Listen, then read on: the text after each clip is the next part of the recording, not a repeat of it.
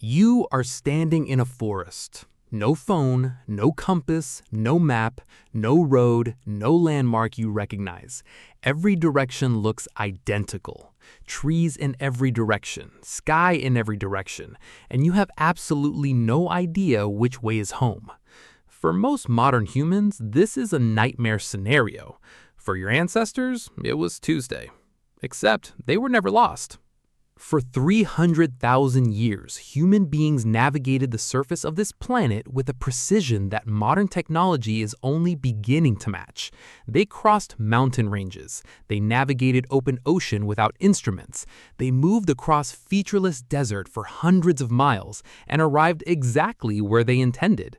They did this without GPS, without compasses, without maps of any kind. They did it with something that modern life has quietly switched off inside most of us, a set of cognitive abilities so sophisticated that neuroscientists studying them today are still not entirely sure how they worked. The first thing ancient navigators used was the sky, not occasionally, constantly. The position of the sun told you not just what time it was, but where you were relative to east and west. The angle of the sun above the horizon told you your approximate latitude if you knew what to compare it to. The stars at night were not decoration, they were a map, a fixed map that rotated predictably across the sky every single night without variation. Polaris sits almost perfectly above the North Pole. It does not move. Every other star in the northern sky rotates around it. If you can find Polaris, you know which direction is north. And if you know which direction is north, you are never truly lost. Ancient navigators did not need to be told this. They grew up under genuinely dark skies, where every star was visible every clear night. The Milky Way was not something you drove to a national park to see, it was just the sky. And they read it the way you read a street sign, fluently. Without effort, without thinking about it. But the sky was only the beginning, because ancient navigators did not just look up, they looked at everything. The way moss grows on the north side of trees in the northern hemisphere, because that side receives less direct sunlight. The way certain birds migrate in specific directions at specific times of year. The way wind patterns shift predictably across different landscapes. The way rivers always flow toward lower ground and eventually toward the sea. The way animal trails converge at water sources. The way certain plants only grow in certain soil types that cluster in recognizable geographical patterns. Every feature of the landscape was a data point, and ancient navigators were reading dozens of them simultaneously, building a continuous real-time picture of where they were and where they were going. In 2006, a neuroscientist named Eleanor McGuire published a study that changed how scientists think about navigation and the human brain.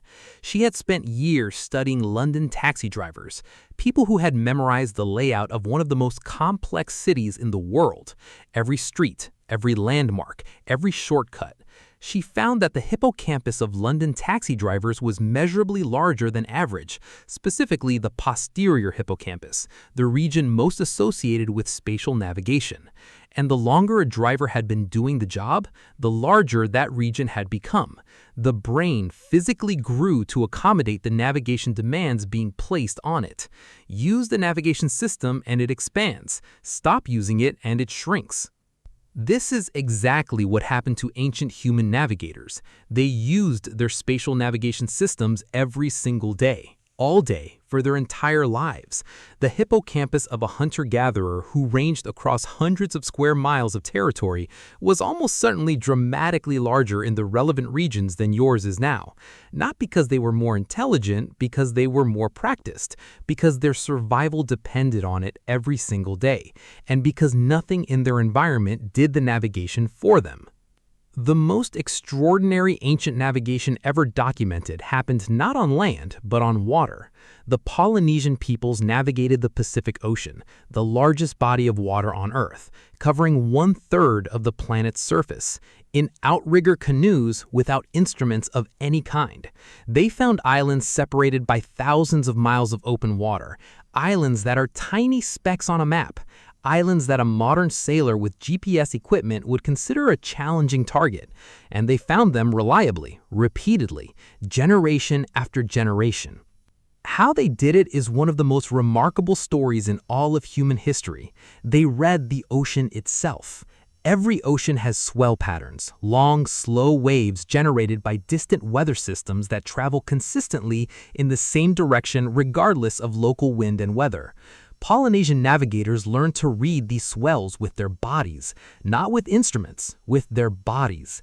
They would lie in the bottom of their canoes and feel the motion of the hull to identify which swells were present and which direction they were traveling. They could feel the difference between swells from different directions simultaneously. Some navigators trained by lying in shallow water near shore and feeling small children rock them in patterns matching different ocean swells, so they could recognize the feeling in the open ocean years later. They also used stars in ways that go beyond simple direction finding. They had memorized the rising and setting points of hundreds of stars.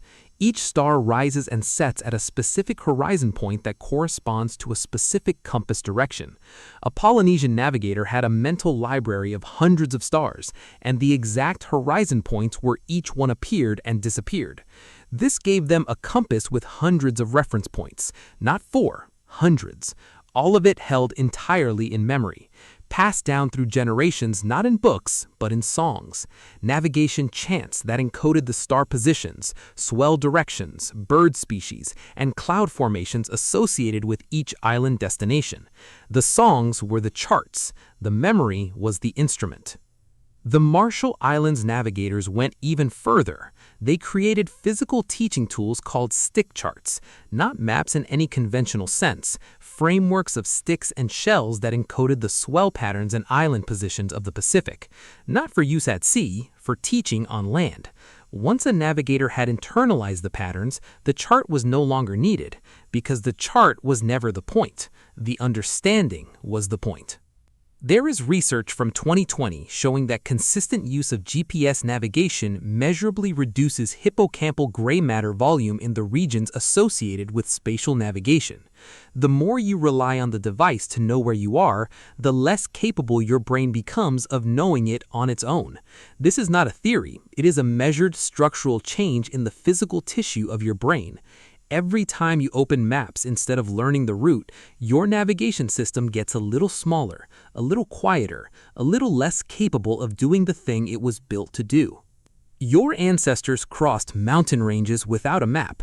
They navigated oceans the size of continents with nothing but their bodies and their memory and the sky above them. They arrived where they meant to arrive. Every time, because they had no alternative, because nothing in their world offered to do it for them, because getting lost was not an inconvenience, it was a death sentence, and the brain builds what survival requires. It always has. The question is what we are asking it to build now, and whether we will recognize what we have lost when the device finally runs out of battery and there is no one around who still remembers how to read the stars.